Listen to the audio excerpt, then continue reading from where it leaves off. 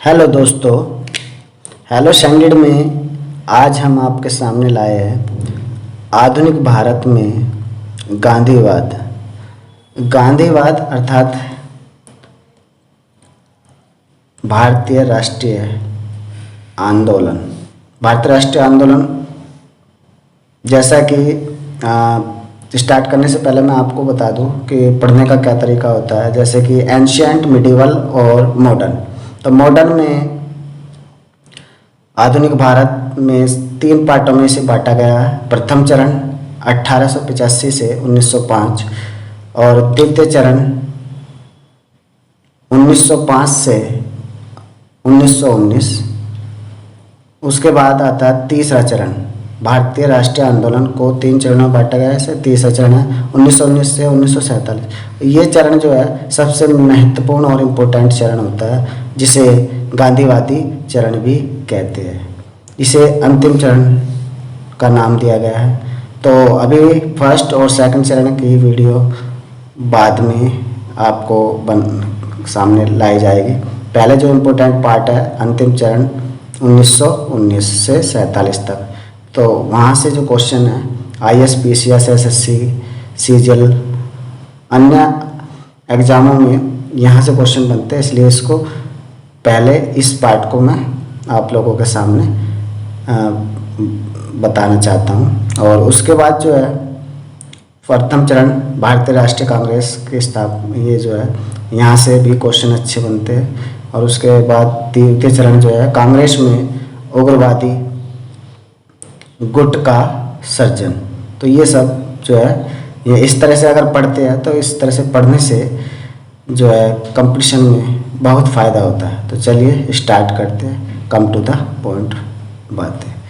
तो प्रथम चरण जो है 1885 से 1905, इसमें भारतीय राष्ट्रीय कांग्रेस की स्थापना और अन्य। उसके बाद द्वितीय चरण आता है हमारा 1905 से 1919, जिसमें कांग्रेस में उग्रवादी गुट का सर्जन हो गया, अर्थात क्रांतिकारी आतंकवाद, जिसको अंग्रेजों ने बोला न कि भारतीयों ने। उसके बाद आते हैं गांधी जी। गांधी जी के बिना मॉडर्न इंडिया को पढ़ने का कोई फ़ायदा भी नहीं है और ना ही उसमें कोई कंपटीशन में बिना गांधी जी के कोई क्वेश्चन मतलब अच्छे से मिलते हैं। तो इसलिए गांधी जी को पढ़ना बहुत ज़रूरी है। जितने भी क्वेश्चन बनते हैं गांधी जी के मतलब जीवन परिचय से लेके और लास्ट तक ये बहुत इंपॉर्टेंट क्वेश्चन बनते हैं, इसलिए इसको पढ़ना ज़रूरी है। इसलिए मैंने इसको शुरू में रखा है। और इसमें जो है गांधी जी का जो जन्म था 1869 से 1948 ईस्वी 1869 पोरबंदर नामक स्थान पर जो गुजरात में है, वर्तमान गुजरात में है, जन्म हुआ 2 अक्टूबर को। इसलिए 2 अक्टूबर को गांधी जयंती मनाई जाती है। 1948 से तात्पर्य है 30 जनवरी 1948 को नथुराम गोडसे ने इनको गोली मारकर इनकी हत्या कर दी। इसीलिए इसे शहीद दिवस का दर्जा दिया गया और इनके समाधि जो है राजघाट दिल्ली में बनाई गई। अब आते हैं नाम। इनका नाम मोहनदास करमचंद था और गांधी जी जो उपाधि है इनको बाद में मिली है, इसलिए पूरा नाम मोहनदास करमचंद गांधी जी। मैट्रिक की परीक्षा पास करने के बाद ये लंदन में लॉ की डिग्री लेने के लिए गए। उसके बाद और इन्होंने वकालत प्रारंभ की सबसे पहले दक्षिण भारत में। दक्षिण भारत में ही इन्होंने प्रथम सत्याग्रह 1906 में चलाया। इनके पिता करमचंद थे, जिन्हें गांधी जी की उपाधि के कारण इनको भी करमचंद गांधी के नाम से जाना गया।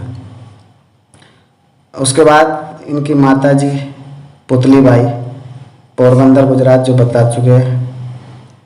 एक फैक्ट क्वेश्चन है जो शायद ही कुछ लोगों को पता होगा। जैसे नथुराम गोडसे को सब जानते हैं कि नथुराम गोडसे ने 30 जनवरी 1948 को इनकी हत्या कर दी। परंतु मदान लाल पावा को बहुत कम लोग जानते होंगे, जिन्होंने 20 जनवरी 1948 को इनकी हत्या करने की साजिश लड़ी और जो असफल हो गए। ये बहुत अच्छा क्वेश्चन है। अगर क्वेश्चन आता है कि नथुराम गोडसे से पहले किस ऐसे व्यक्ति ने इनकी हत्या की साजिश बनाई थी, तो वो है मदान लाल पावा, जो उसमें अपने काम में असफल हो गए थे और इनको पकड़ लिया गया था। नथुराम गोडसे पर पंजाब उच्च न्यायालय में मुकदमा चला और इनके साथ 17 और लोगों को पनिशमेंट किया गया। तो यहाँ से क्वेश्चन बन सकता है कि नथुराम गोडसे को किस उच्च न्यायालय में मुकदमा लड़ा गया। उसके बाद पीटर्स मरिट्सबर्ग रेलवे स्टेशन, ये दक्षिण अफ्रीका में ही है, जहाँ इनको स्टेशन से उतार कर गिराया गया था और इनको अपमानजनक शब्द वगैरह बोले गए थे और बहुत ही अपमान किया गया था। इसलिए ऐसे महान पुरुष के इंसल्ट होने के कारण इनको एक बहुत ही महसूस किया इन्होंने अपनी इस इंसल्ट को, और इसका बदला लेने के लिए इन्होंने गोरों को भारत से भगाने का टारगेट बनाया, और जिसमें ये काफ़ी हद तक नहीं कह सकते पूर्ण रूप से सफल हुए। इनके राजनीतिक गुरु गोपाल कृष्ण गोखले थे। इनको महात्मा की उपाधि रविंद्रनाथ टैगोर ने चंपारण जो क्षेत्रीय आंदोलन था, जो बाद में बात करेंगे, चंपारण क्षेत्रीय आंदोलन, चंपारण सत्याग्रह भी कह सकते हैं, में दी। उसके बाद राष्ट्रपिता की उपाधि सुभाष चंद्र बोस ने दी। और सबसे इम्पोर्टेंट है नंगा फकीर या देशद्रोही फकीर। इनको जो बोला है वो विंस्टन चर्चिल ने बोला है, जिसमें मैंने इससे पहले मैंने जीएस की एक टेस्ट सीरीज बनाई थी, उसमें भी ये क्वेश्चन दिया गया है। तो ये क्वेश्चन बहुत इंपॉर्टेंट है और ऐसे क्वेश्चन ही आते हैं आज कल जो ट्रेड चल रहा है पेपर का। उसके बाद इनके 4 पुत्र हुए, हरिलाल, मणिलाल, रामदास और देवदास। तो याद करने का तरीका, हरिलाल मणिलाल, 2 लाल हो गए और 2 दास हो गए। हाँ, एक इम्पोर्टेंट क्वेश्चन बनता है, इन्होंने जो सत्याग्रह चलाया था, प्रथम सत्याग्रह कहाँ चलाया? तो भारत में प्रथम सत्याग्रह चंपारण में, जबकि वैसे ओवरऑल देखें तो प्रथम सत्याग्रह इन्होंने दक्षिण भारत में 1906 में चलाया। इनकी पत्नी कस्तूरबा गांधी के नाम से जानी जाती है। गांधी में इनको टाइटल मिला है, तो इसलिए सबको गांधी से ही संबोधित किया जाता है, कस्तूरबा गांधी। जबकि इनका पूर्ण नाम कस्तूरबाई माखियानजी कम्पाड़िया है, जो बहुत कम लोग जानते होंगे और क्वेश्चन भी बन जाता है कभी कभार। तो उसके बाद इन्होंने समाचार पत्र युवा भारत, नवजीवन, हरिजन, जो बहुत फेमस समाचार पत्र था, उसमें भारत में प्रथम जन भाषण इन्होंने वाराणसी में दिया। और उनकी कुछ पुस्तकें हैं जो बहुत ही फेमस पुस्तक है, हिंद स्वराज जो गुजराती में थी और बाद में उनको इंग्लिश में ट्रांसलेट किया गया। स्वास्थ्य की कुंजी, my experiment truth with truth और गोखले माई पॉलिटिकल गुरु, ये इनकी फेमस पुस्तक है, जो और भी लिखी है बट ये फेमस है, जो आती रहती है, इसलिए मैंने इन्हीं को कंबाइन किया है।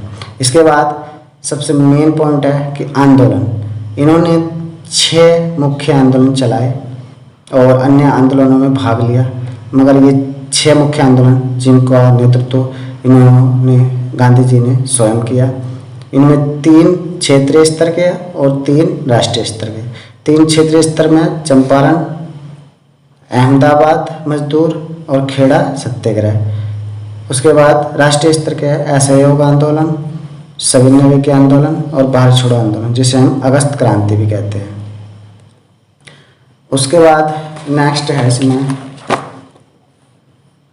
इन क्षेत्रीय स्तर पर जो आंदोलन इन्होंने किए थे और राष्ट्रीय स्तर पर इनके बारे में संक्षिप्त में लिखा हुआ है, और डिटेल में मैं इनकी अलग से वीडियो बनाऊंगा, क्योंकि राष्ट्रीय स्तर के जो आंदोलन है ये बहुत ही फेमस और यहाँ से क्वेश्चन बनते हैं। वैसे मैंने कोशिश करी है कि अगर इसको आप पढ़ लोगे तो इससे ज़्यादा से ज़्यादा क्वेश्चन आने की संभावना है।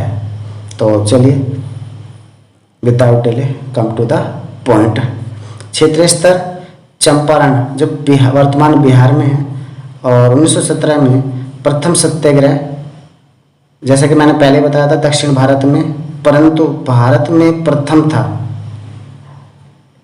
उसके बाद कुछ इतिहासकारों ने इसे प्रथम सविनय अवज्ञा आंदोलन का नाम भी दिया, जिसे डिसओबीडियंस भी कहा जाता है।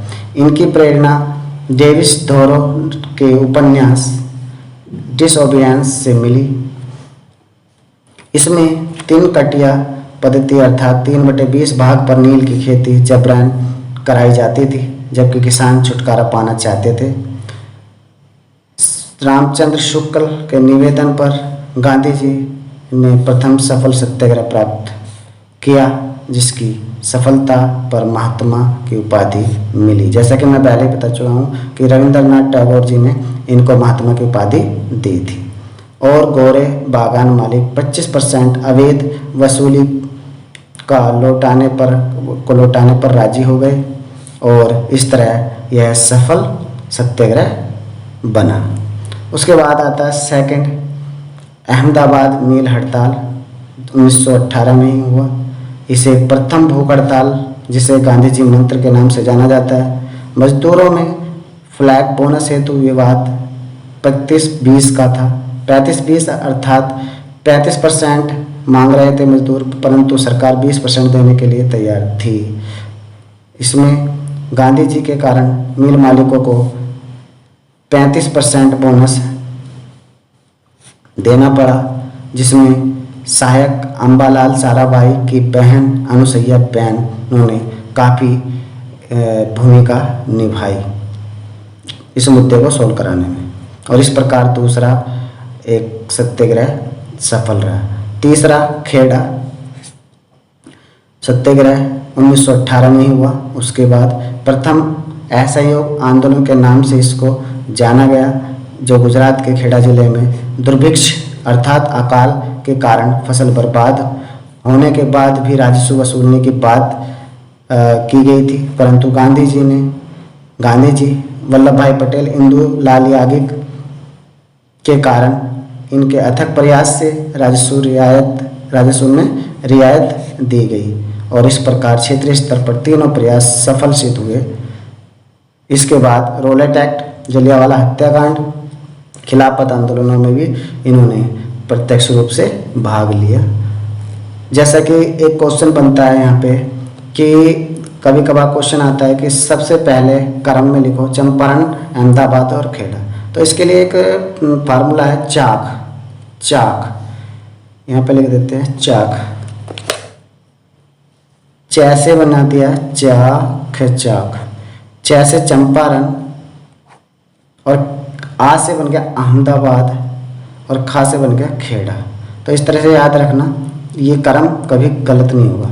चाक याद रखना, चाक शब्द के कारण अब 1 नंबर 100% आ जाएगा, नहीं तो कुछ स्टूडेंट जो है कंफ्यूज हो जाते हैं और क्वेश्चन गलत कर देते हैं, और 1-1 नंबर की वैल्यू होती है आज के कंपटीशन में। तो उसके बाद हम आते हैं राष्ट्रीय स्तर के जो आंदोलन है, और ये बहुत इंपॉर्टेंट है। उसके बाद जो राष्ट्रीय स्तर में के आंदोलन थे हमारे, असहयोग आंदोलन पहला। तो असहयोग आंदोलन जो है कलकत्ता में विशेष अधिवेशन 1920 में पास हुआ। असहयोग आंदोलन संबंधी प्रस्ताव दिसंबर 1920 में नागपुर में इसकी पुष्टि हुई, यानी 1920 कलकत्ता में बनाया गया और पुष्टि कब हुई? नागपुर में 1920 में। और इसका लक्ष्य था स्वराज का लक्ष्य। असहयोग आंदोलन 1 अगस्त 1920 को प्रारंभ किया गया, जिसमें पश्चिम भारत, बंगाल और उत्तरी भारत में इनको भूतपूर्व सफलता मिली, और गांधी जी ने केसरे हिंद, जूलू युद्ध पदक और बोर पदक जो उनको दिए गए थे वो वापस कर दिए, तथा बहिष्कार आंदोलन में विदेशी कपड़ों का बहिष्कार आंदोलन चला गया इसी सब समीक्ष। और इसमें जो है बहिष्कार आंदोलन में विदेशी कपड़ों का बहिष्कार किया जो बहुत ही सफल रहा। विजयवाड़ा में कांग्रेस अधिवेशन 1921 में, जिसमें खादी के बारे में जब ये बता रहे थे तो किसी व्यक्ति ने बोला कि खादी बहुत महंगी है, और इसी कारण इन्होंने स्वयं जीवन भर मात्र लंगोटी पहनने का निश्चय किया। इसीलिए इनको चर्चिल ने इनको नंगा फकीर भी कहा था। तो उसके बाद 17 नवंबर 1921 में प्रिंस ऑफ वेल्स के आगमन के दिन सरकार ने क्रूरता नीति अपनाई, मुख्य नेताओं को गिरफ्तार कर लिया और गांधी जी द्वारा वायसराय का कोई उचित एक्शन न लेने पर, गांधी जी ने अपनी जो मांग वगैरह रखी थी उसमें कोई उचित एक्शन न लेने के कारण, मतलब जैसे ही आंदोलन बढ़ने जा रहा था, अपने चरमोत्कर्ष पर था, तभी एक घटना हुई, गोरखपुर की घटना। गोरखपुर अर्थात यूपी 1922 अर्थात 5 फरवरी 1922 में चौरी चौरा नामक स्थान पर भयानक घटना घटी, जिसमें कहानी बताई जाती है कि जो आंदोलनकारी थे उन्होंने पुलिस स्टेशन को ही जला दिया था, और जो बहुत भयानक स्थिति थी उस टाइम की। तो इस कारण अंततः इसे समाप्त करना पड़ा, और 10 मार्च 1922 को गांधी जी को गिरफ्तार करके 6 साल के लिए जेल की सज़ा दी गई, परंतु उन्हें उनकी स्थिति खराब होने के कारण उन्हें पहले ही जेल से रिहा कर दिया गया था। ये था पहला असहयोग आंदोलन। दूसरा इम्पोर्टेंट आंदोलन था राष्ट्रीय स्तर पर सविनय अवज्ञा आंदोलन। 1929 में लाहौर कांग्रेस अधिवेशन में अनुमति मिली थी इन्हें, और फरवरी 1930 को साबरमती आश्रम में 78 अनुयायियों के साथ दांडी मार्च किया। 24 दिन की लंबी यात्रा के बाद 5 अप्रैल 1930 को गांधी जी ने सांकेतिक रूप से नमक कानून तोड़कर सविनय अवज्ञा आंदोलन की शुरुआत की, जिसे नमक सत्याग्रह का नाम भी दिया जाता है। इसी आंदोलन में इन्होंने बोला, मैंने रोटी मांगी थी परंतु पत्थर मिले। तो ऐसे डायलॉग जो होते हैं ये पूछ लिया जाता है किस आंदोलन से संबंधित है, यहाँ से क्वेश्चन बन जाते हैं। तो ये है हमारा सविनय अवज्ञा आंदोलन से। इन्होंने 11 सूत्री मांगे रखी जो अस्वीकार कर दी गई। गांधी जी ने इसमें बोला था वो, और यहाँ पे जो है गांधी इरविन समझौता भी हुआ, पर उसका भी कोई खास प्रभाव न बन सका। 1931 में हुआ था, तथा उसके बाद द्वितीय गोलमेज सम्मेलन में भी गए, वे भी सब असफल रहे। सविनय अवज्ञा आंदोलन और अंततः पुनः सविनय अवज्ञा आंदोलन चलाया गया जो 1932 से 34 प्रारंभ किया गया था। इसके बाद आता है तीसरा बड़ा आंदोलन, भारत छोड़ो आंदोलन, जिसके कारण सारी सरकार हिल गई और उन्हें अंततः देश छोड़ना पड़ा और भारत आज़ाद स्थिति में आ गया। तो ये था 1942 क्रिप्स मिशन प्रस्ताव के असफलता के बाद वर्धा में 14 जुलाई 1942 में भारत छोड़ो आंदोलन का प्रस्ताव पारित किया गया, और गांधी जी ने इसमें एक डायलॉग बोला, यदि संघर्ष का उनका प्रस्ताव स्वीकार नहीं किया जाता तो मैं देश की बालू से ही कांग्रेस से बड़ा आंदोलन खड़ा कर दूंगा। तो ये डायलॉग इनका जो है कई बार आ चुका है एग्जाम में, तो इसको ध्यान रखना। जैसा कि मैंने ऊपर ही बताया, तो इन चीज़ों को बार बार पूछा जाता है 1-2 साल के गैप के बाद। और इसमें जो है इसे अगस्त की क्रांति के नाम से भी जाना जाता है, और भारत छोड़ो आंदोलन में ही समानांतर सरकारें चली थी, जैसे बलिया, मिदनापुर और सतारा महाराष्ट्र, मिदनापुर पश्चिम बंगाल और बलिया यूपी में। तो यहाँ से जो है अंततः भारत को आज़ादी मिली।